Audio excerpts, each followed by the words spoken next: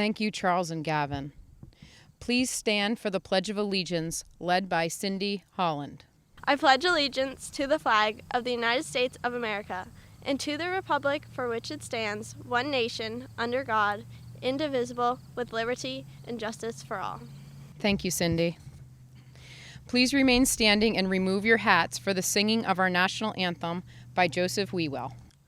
Oh, say, can you see by the dawn's early light what so proudly we hailed at the twilight's last gleaming, whose broad stripes and bright stars through the perilous fight o'er the ramparts we watched were so gallantly streaming, and the rocket's red glare, the bombs bursting in air, gave proof through the night that our flag was still there.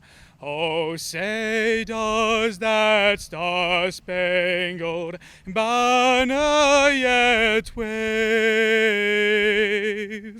o'er the land of the free and the home of the brave? Thank you, Joe. Thank you for joining us for this 9/11 tribute. Sunday marks the 21st anniversary of the 9/11 terrorist attacks on our home soil. If someone were to ask you what happened that day over 2 decades ago, you could tell them that 4 planes crashed on U.S. soil.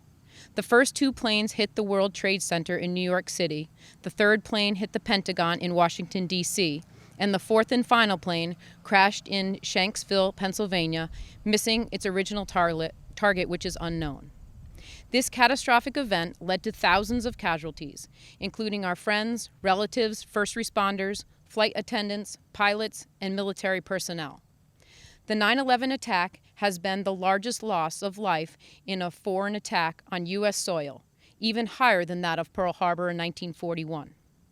Some of our faculty here today were at Grasso Tech when these tragic events took place. We realize that these events occurred before you were born. However, your parents were all in school when the events took place. They can tell you exactly where they were at the time of the event. Regardless of your age, it's a day in U.S. history that will never be forgotten. For those of you who are new to our school, the 9/11 boards were created by our former Grasso Tech auto body students. The year they were created, at our ceremony, each of the students and faculty members placed flags in the boards representing each of the nearly 3,000 lives that were lost in the attacks. Of those people, 400 of them were emergency personnel, such as firefighters and police officers. The number of injured was approximately 6,000. There are many lives that changed on 9/11 21 years ago, and people who helped on that day continue to suffer from side effects attributed to carcinogen exposure. First responders helped to save lives. Each of them gave part of themselves. We are here today to celebrate the lives that were saved due to the selfless acts of patriotism by police officers, firefighters, paramedics, nurses, doctors, ordinary citizens, flight attendants, and our military who quickly responded. It took 100 days for firefighters to extinguish all the fires at Ground Zero. Many innocent lives were lost on that solemn September morning 21 years ago. The victims consisted of citizens of 58 different countries around the world. The highest number of casualties was in the United States, which was 2,624. Of these, 161 of them were residents of Connecticut.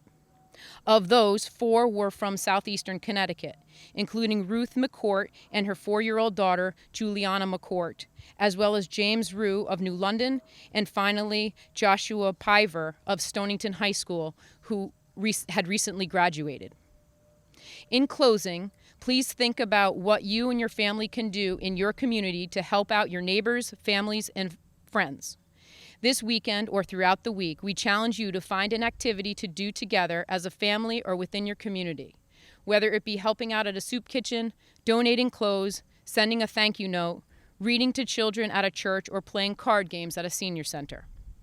Do something to make our world a better place, not only for you to live, but also for your future children and grandchildren. This day has been commemorated as Patriots' Day to honor those who have died in this tragedy. Taylor Sanders will now read a poem titled 9/11/01 by Marla Henderson.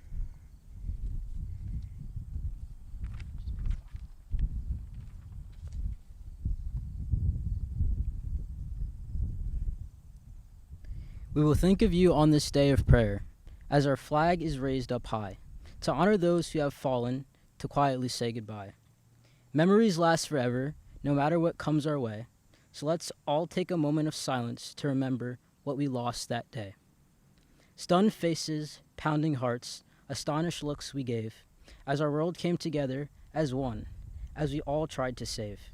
The firefighters, mothers, fathers, sons, daughters, and strangers we never met, our hands of dust have symbolized you we will never forget. Let's close our eyes and say a prayer, looking to the heavens above. There you'll find the angels flying, our angels of love.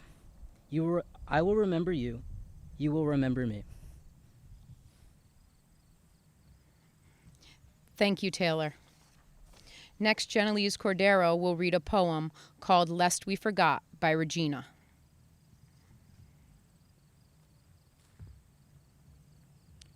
Diversity, a common word. Love one another, seldom heard. When tragedy strikes, bonds the races. Fear, grief, anger, tears on different colored faces. Time elapses, memories fade. Compassionate efforts no longer made. Forgotten and abandoned, left far behind. No longer love, compassion can we find. I do not ask you to relive the hours when many loved ones perished in the towers.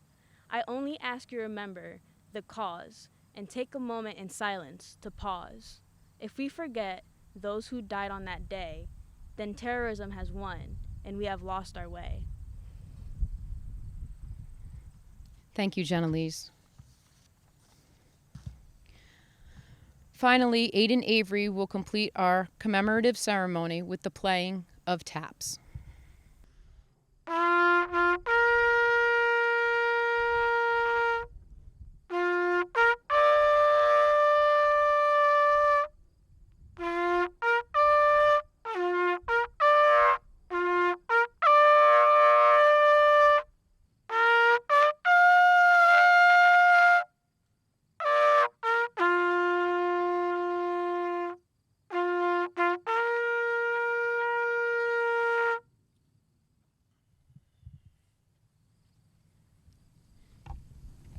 Thank you, Aiden. Thank you all for joining us today and for all the volunteers that helped out to make this ceremony a success.